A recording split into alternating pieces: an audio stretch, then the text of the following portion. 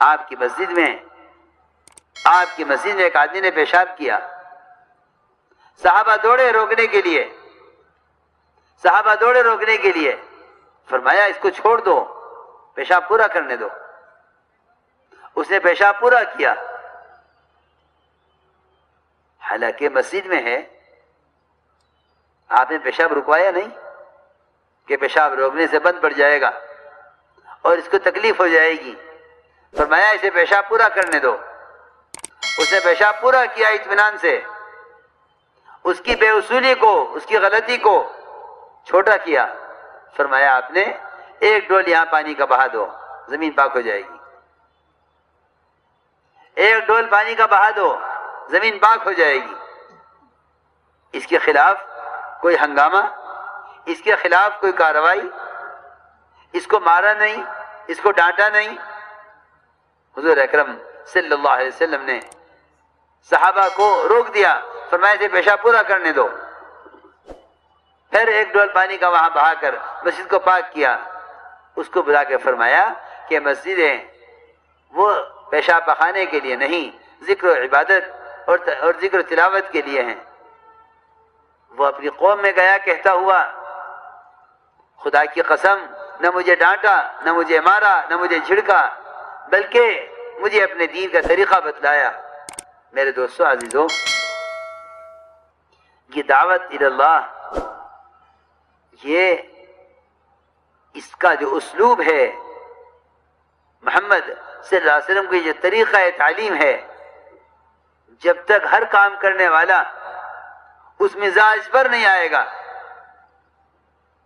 جب تک ہر کام کرنے والا اس مزاج پر نہیں آئے گا، اس وقت تک نہ تربیت ہوگی نہ دین وجود میں آئے گا۔ اس لیے چاہیے کہ دعوت کے دینے میں ہم اس طریقے پر آئیں جو طریقہ محمد صلی اللہ علیہ وسلم اور آپ کے صحابہ کا تھا۔ اس لیے فرمایا کہ غلط کرنے والے کا بھلائی کا حکم کرنا کیا ہے؟ کہ بھلائی کا حکم کرنا یہ ہے کہ بھلائیوں کے فضائل بتلا کر، خیر کے فضائل بتلا کر خیر کی طرف لانا، اور منکر سے روکنا کیا ہے؟ کہ منکر کے ماحول سے نکال کر معروفات کے ماحول میں لے آنا۔ اس لیے ہمیں یہ ملے گا صحابہ کی زندگی میں، اور ہمیں یہ ملے گا حضور اکرم صلی اللہ علیہ وسلم کے طریقوں میں کہ غلطی کرنے والے کا مواخذہ نہیں ہوتا تھا، غلط کرنے والے کا مواخذہ نہیں ہوتا تھا، بلکہ صحیح کام کا اور صحیح بات کا مذاکرہ ہوتا تھا کہ غلط کرنے والے کو صحیح بات بتلا دی جائے۔ اس لیے کہ فرمایا ذکر فإن الذکرى تنفع المؤمنین، کہ نبی جی آپ کا کام تو یہ ہے کہ آپ صحیح بات یاد دلاتے رہیے، آپ صحیح بات یاد دلاتے رہیے۔ اس لیے کہ یاد دلانا، صحیح بات کے یاد دلانا، یہ ایمان والوں کو نفع دینے والا ہے۔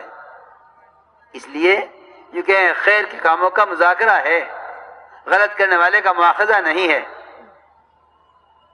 اس لیے فرمایا کہ کسی سے غلطی ہو اس کو چاہیے کہ اس کو صحیح بات بتلا دی جاوے۔ اس لیے حضور اکرم صلی اللہ علیہ وسلم کے زمانے میں تربیت اور تعلیم کا طریقہ یہ تھا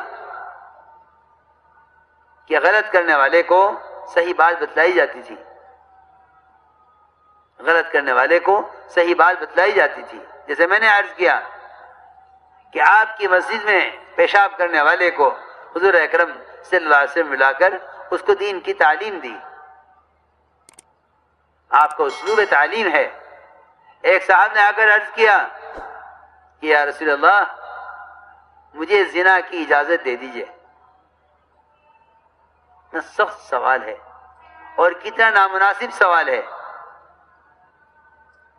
آپ صلی اللہ علیہ وسلم نے ڈانٹا نہیں، جھڑکا نہیں، یا فلان کو نکال دو یہاں سے، بلکہ حضور اکرم صلی اللہ علیہ وسلم نے ان کو بلا کے فرمایا کہ جو کام تم کرنا چاہتے ہو، جو کام تم کرنا چاہتے ہو کسی عورت کے ساتھ، اگر کوئی فرد تمہارے گھر کی کسی عورت کے ساتھ یہ کام کرے تو کیا تم برداشت کرو گے؟ کہ نہیں برداشت کروں گا۔ آپ نے فرمایا جس طرح تم اپنی عورت کے اپنے گھر کی کسی عورت کے لیے یہ کام برداشت نہیں کر سکتے، لوگ بھی اپنی عورتوں کے لیے تمہارے اس کام کو برداشت نہیں کریں گے۔ فرماتے ہیں کہ حضور اکرم صلی اللہ علیہ وسلم نے مجھے اس طرح سمجھایا کہ میرے دل سے زنا کا ارادہ نکل کر میرے دل میں زنا کی نفرت پیدا ہو گئی۔ منکر سے روکنے کا طریقہ بتلایا، معروفات پر لانے کا طریقہ بتلایا، منکر سے روکنے کا طریقہ بتلایا اور معروفات پر لانے کا طریقہ بتلایا۔ فرمایا کہ کسی منکر کرنے والے کی ٹوہ میں نہ لگو، کسی منکر کرنے والی کا تجسس مت کرو، ورنہ کیا ہوگا کہ وہ تو اس منکر سے باز آ جائے گا توبہ کر کے، لیکن تم ایک مسلمان کا عیب کھول کر خود اس بیماری کے اندر مبتلا ہو جاؤ گے۔ فرمایا حضور اکرم صلی اللہ علیہ وسلم نے کہ جو شخص کسی مسلمان کے عیب کو چھپا لیتا ہے، اللہ رب العزت ساری مخلوق کے درمیان، سارے انبیاء ملائکہ کے درمیان اس کے تمام عیبوں کو چھپائیں گے۔ اور اگر دنیا میں کوئی شخص کسی مسلمان کے کسی عیب کو کسی ایک مسلمان کے درمیان ظاہر کر دے، اگر دنیا میں کوئی مسلمان کسی مسلمان کے عیب کو کسی ایک کے درمیان ظاہر کر دے، ایک عیب کو کسی ایک کے درمیان ظاہر کر دے، اللہ رب العزت اس عیب ظاہر کرنے والے کے تمام عیوب کو ساری مخلوق کے درمیان قیامت میں ظاہر کریں گے۔ عجیب بات ہے کہ تربیت کیسے ہوتی ہے؟ تربیت ہوتی ہے تربیت کے اصول سے، تربیت ہوتی ہے تربیت کے اصول سے۔ بے شک منکر سے روکنا ہے، بے شک معروفات پر لانا ہے، لیکن اس بات کا خیال رکھیں کہ کسی کو کسی غلط کام سے روکنے کے لیے طریقہ تو غلط اختیار نہیں کر لیا، کسی کو غلط کام سے روکنے کے لیے تم نے طریقہ تو غلط اختیار نہیں کر لیا۔ ایک آدمی منکر سے روک رہا ہے لیکن طریقہ غلط اختیار کرے کہ منکر سے روکنے کے لیے معروف طریقہ اختیار کرو، منکر سے روکنے کے لیے منکر طریقہ اختیار نہ کرو ورنہ تربیت نہ ہوگی۔ میں اس کی مثال دیتا ہوں۔ عمر رضی اللہ تعالی عنہ مدینہ منورہ میں رات کو چکر لگا رہے تھے۔ امیر المومنین ہیں، ان کے ذمے ہے رعایا کی تربیت، ان کے ذمے ہے رعایا کی نگہداشت۔ چلتے چلتے عبداللہ بن مسعود رضی اللہ عنہ ساتھ میں تھے، چلتے چلتے دیکھا ایک گھر کے اندر سے کچھ گانے بجانے کی آواز آ رہی تھی۔ آگے بڑھے، خیال آیا اس گھر کے اندر گانا سنا جا رہا ہے، اگر گئے دروازے سے تو گانا مالک کو معلوم ہو جائے گا۔ عمر رضی اللہ تعالی عنہ دیوار پھلان کر گھر میں داخل ہوئے۔ میں ضروری بات عرض کر رہا،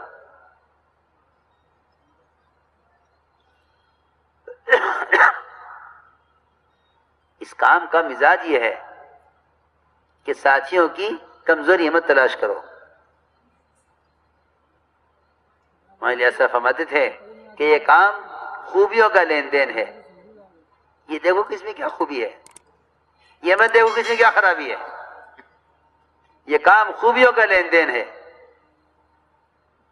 خوبیوں کو تلاش کرو، خرابیوں کو نہیں، خوبیوں کو تلاش کرو، خرابیوں کو نہیں۔ ایسا مزاج تھا خوبیاں تلاش کرنے کا، اعلان کر کر کے برے سے برے آدمی کے بارے میں اعلان کر کر کے اس کی خوبی تلاش کرائی جاتی تھی۔ اس درمیان میں عرض کرتا ہوں، یہ واقعہ بعد میں سناؤں گا۔ ایک جنازہ لایا گیا، حضور اکرم صلی اللہ علیہ وسلم کو اطلاع کی گئی کہ یا رسول اللہ جنازہ آیا ہے، آپ نماز پڑھا دیجئے۔ آپ تشریف لائے جنازے پر، عمر رضی اللہ تعالیٰ عنہ نے آپ کو نماز پڑھانے سے روک دیا اور یہ عرض کیا کہ یا رسول اللہ یہ آدمی بہت برا ہے، اپنی برائی میں معروف اور مشہور ہے، آپ اس کی نماز مت پڑھائیے، آپ کا اس کے پاس جنازے پر آنا ہمیں اچھا نہیں لگتا، آپ تشریف لے جائیے، اس کو نماز ہم میں سے کوئی پڑھا کر دفن کر دے گا، یہ آدمی اچھا آدمی نہیں ہے۔ میں کچھ کہنا چاہ رہا ہوں، ضروری بات ہے، ہم کسی کی ایک خرابی پر اس کی 100 خوبیوں کے باوجود اس سے نفرت کرنا، اس سے الگ ہو جانا، قطع تعلق کر لینا، اس کی 100 خوبیوں کی طرف کوئی توجہ نہیں ہے اس کی ایک خرابی کی وجہ سے، حالانکہ یہ چاہیے کہ مومن کے اندر 100 خرابیاں ہیں، ایک خوبی ہے، اس ایک خوبی کی وجہ سے اس سے ایسی محبت کرو جیسا کہ تم اس کی 100 خرابیوں کو جانتے نہیں ہو۔